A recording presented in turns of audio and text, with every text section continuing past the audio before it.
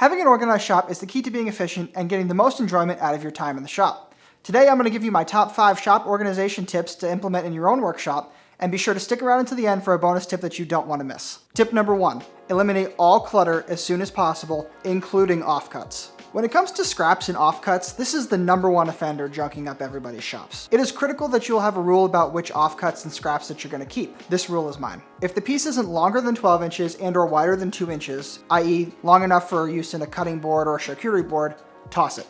Don't think, just toss it. A lot of wood scraps also make great firewood. So if nothing else, kick back at the end of a long week with a good scrap fire.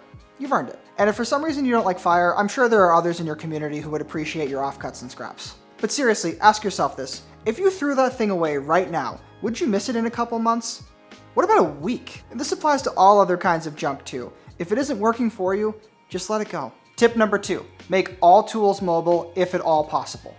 If all of your tools are mobile, you can just forget about creating an ideal workflow because you can just adjust yourself as you need it. And this is especially helpful because it helps you get traditionally non-mobile tools mobile. Even though things are mobile, you have to prioritize your space around the tools that are going to require the most of it. And I don't just mean the physical space taken up by that tool. I'm also talking about the in-feed and the out-feed space required by that tool. Your table saw might only need a certain amount of space on the floor, but what about pushing long boards through it? And what about in-feed and out-feed support at the miter saw so your boards don't fall off the table after you cut them? If you're cutting a 10-foot long board in half at the miter saw, that's 5 feet on the in-feed and out-feed sides to account for. Tip number 3. Clean your shop after every session. I know what you're thinking. But AJ, I don't have time to clean. It's a workshop, it's supposed to be messy. Stop right there and hear me out. There's a lot of research on the effects of clutter and disorganization on the brain. Clutter creates constant visual reminders, which can drain your cognitive resources and reduce your working memory. In turn, this reduces your ability to focus. That means that a dirty and disorganized shop is reducing your productivity and placing a greater stress on you and your brain. That stress in turn is then going to trickle down into all sorts of things. So, where do you start? When I'm cleaning my shop, the first thing I do is take everything that belongs somewhere else and put it back where it belongs. You can't clean your workspace properly when there's stuff everywhere. If it's dusty enough inside the shop, I'll open up the garage door and use a leaf blower to blow out the entire inside of the shop. Doing this will find dust in all kinds of places that you didn't think about, which otherwise would just be circulating around your shop. Then I generally focus on reorganizing anything else that I've moved, wrapping up extension cords, clearing off my workbench, and doing any spot cleaning. If I'm really feeling spicy, I might even wax some of my metal surfaces so that future AJ can have a better life. Thanks, bud. Lastly, clutter and messes often create safety issues, like fall, trip and slip, and material handling hazards. All of this is why this tip is a non-negotiable. Clean your shops, everyone. Now there is one exception to this rule, and that's if you're going to be resuming in the exact same spot that you left your shop. If you're in the middle of something, it doesn't necessarily make sense to put your tools away, just to take them out again. Tip number 4.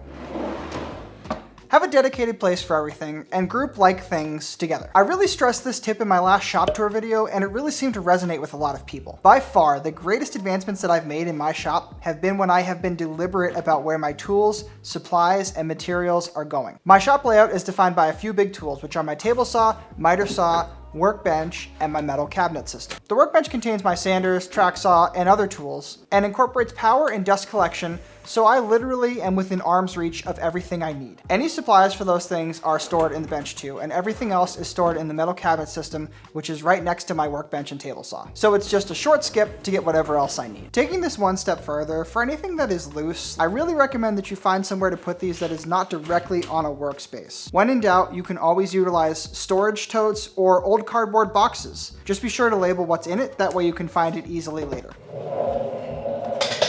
Tip number 5 is to invest in good quality storage and create it where possible. The truth is that good storage is going to cost you some money, whether you buy it or you build it. You don't have to build insanely expensive cabinets or benches, which is especially hard right now because material prices are so high. Open shelving can work for a long while, and it's generally a lot cheaper. I utilize a few types of storage in my shop. Closed storage, like my metal cabinets, built-in storage, like my workbench, and open shelving, like my shelving units. I prefer closed or built-in storage, but they are by far the 2 most expensive options. In the end, it's up to you what methods you employ, but just be sure that it works for you and that you have enough of it. Make sure that you take the time to make the storage functional and usable, That way it doesn't get cluttered and become hard to use. Now, before I get to the bonus tip, it's time for me to deliver a little bit of tough love. You cannot have a properly organized and efficient shop without putting in the time, effort, and some degree of money, and it will be a constant work in progress. Some of you watching this video may want to dismiss some or all of these tips because of some circumstance that's preventing you from implementing them. If this is you,